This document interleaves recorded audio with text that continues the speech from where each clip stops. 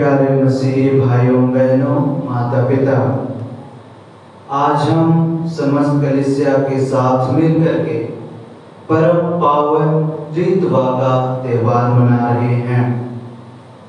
और ये जो त्रित्वा में ईश्वर है, ये हम सबों की समझ से परे है, क्योंकि यह एक रहस्य है जो कैथोलिक कलीसिया हम सबों को सिखाती है कि एक परमेश्वर में तीन जन हैं, पिता ईश्वर, पुत्र ईश्वर और पवित्र ईश्वर, जिसको हम कहते हैं पिता परमेश्वर, पुत्र परमेश्वर और पवित्र आत्मा परमेश्वर। जब हम पवित्र त्रित्व का त्यौहार मनाते हैं तो सबसे पहला जो प्रश्न हमारे ज़हन में उठते हैं वो यह है कि यदि ईश्वर केवल एक है, सिर्फ एक ही खुदा है, तो उसमें तीन जन कैसे हो सकते हैं? कैसे खुदा अपने आप को तीन जन के रूप में प्रकट करता है, पिता के रूप में, बेटा के रूप में और पवित्र आत्मा के रूप में? क्योंकि यदि हम उसको लॉजिकली सोचेंगे और अपना माइंड, अपना दिमाग उसमें अप्लाई करने की कोशिश करेंगे तो हम पाते हैं कि 1 + 1 + 1 अगर मैथमेटिकल के हिसाब से तो 3 होता है, लेकिन ये जो रहस्य है वो 1 + 1 + 1 = 1 ही होता है। और यहीं पे हमें दुविधा होती है, कंफ्यूजन होता है कि 1 + 1 + 1 तो 3 होता है, लेकिन जब हम पवित्र त्रित्व की बात करते हैं तो 1 + 1 + 1 = 1 ही होता है।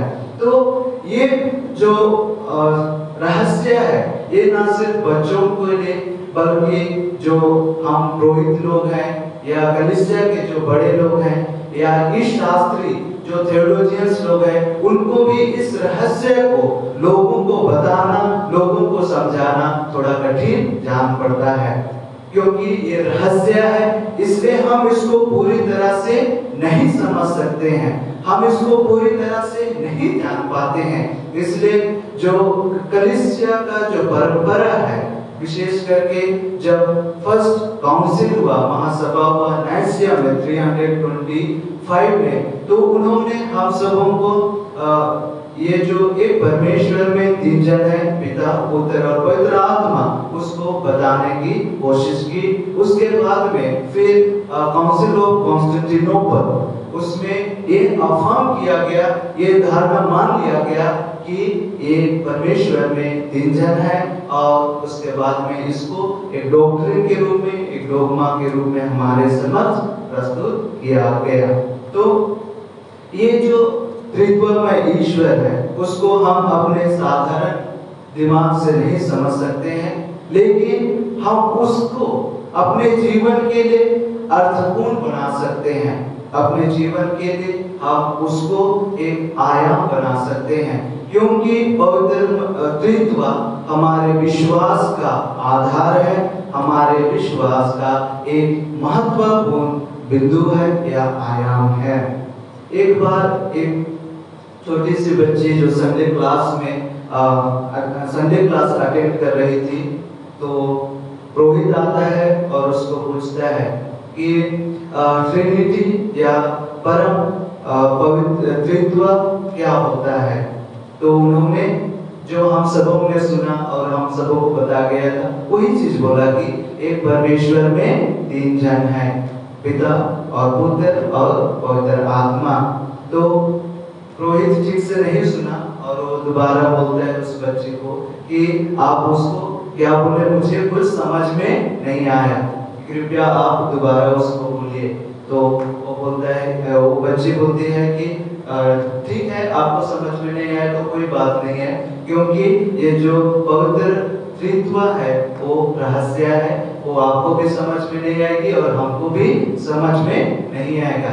लेकिन जो बिंदु, जो मेन पॉइंट है, वो है कि ये हमारे विश्वास का क्या है? आधार है, हमारे विश्वास का एक महत्वपूर्ण आयाम है, जिसको हम नहीं समझ सकते हैं, लेकिन अपने जीवन के लिए एक अर्थपूर्ण या एक अर्थ बना सकते हैं जो हमें विश्वास में मजबूत करता है।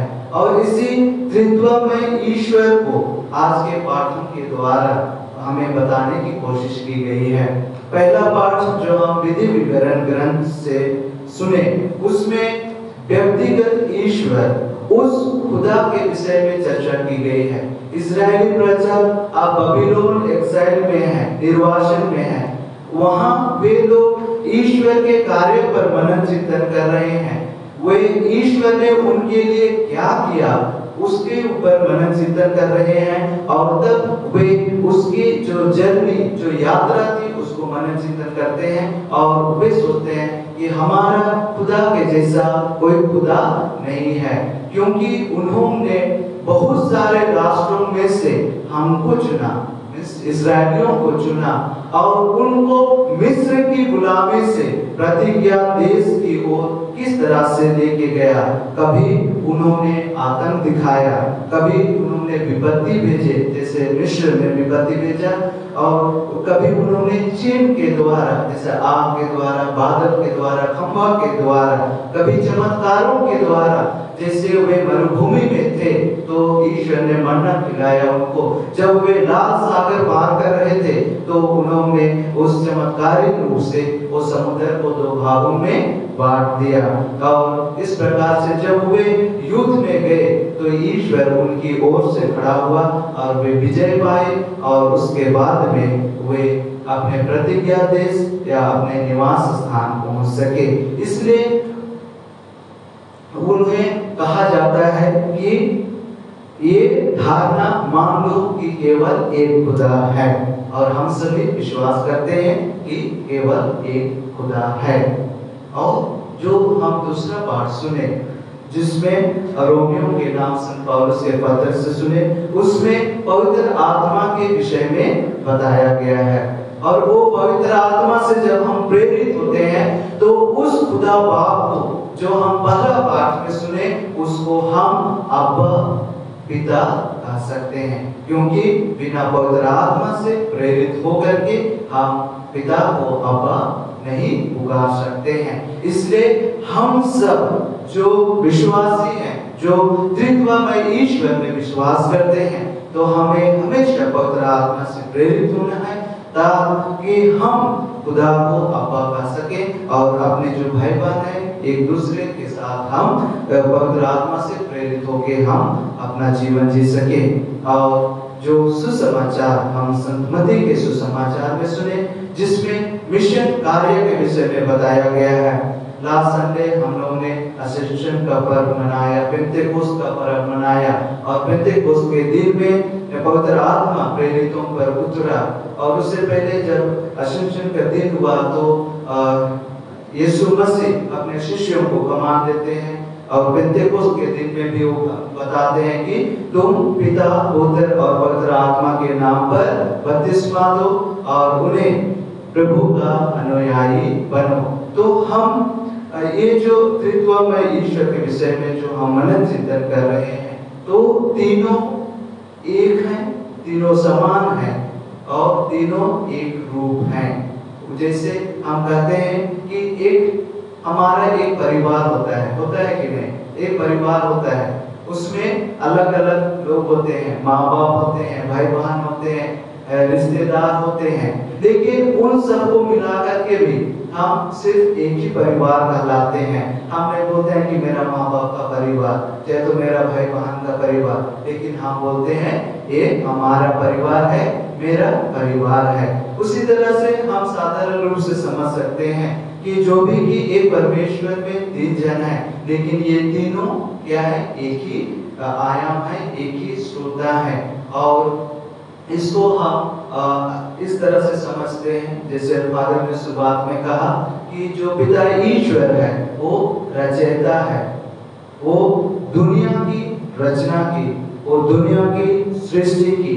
इसलिए ये दुनिया इससे एक रहस्य है, हम इसको पूरी तरह से समझ नहीं सकते हैं। उसी प्रकार से पिता प्रभु यीशु ख्रिस्त हमारे लिए उस पिता ईश्वर एक मनुष्य के रूप में शब्द धारण करके हमारे बीच में आया, उन्होंने मनुष्य बना और हमारा उद्धार किया। अर्थात पुत्र ईश्वर उद्धार करने वाला है और पवित्र आत्मा हमें जो सैंक्टिफाई करता है, हमें शुद्ध करता है, पवित्र करता है, बल देता है, आशीष देता है और हमारे साथ कार्य करने में हमारी मदद करता है, हमारे साथ विद्यमान रहता है। तो यही सारी चीज हैं जिसको हम अलग अलग तरीके से समझ सकते हैं। बहुत सारे लोग जैसे पैट्रिक जो रोग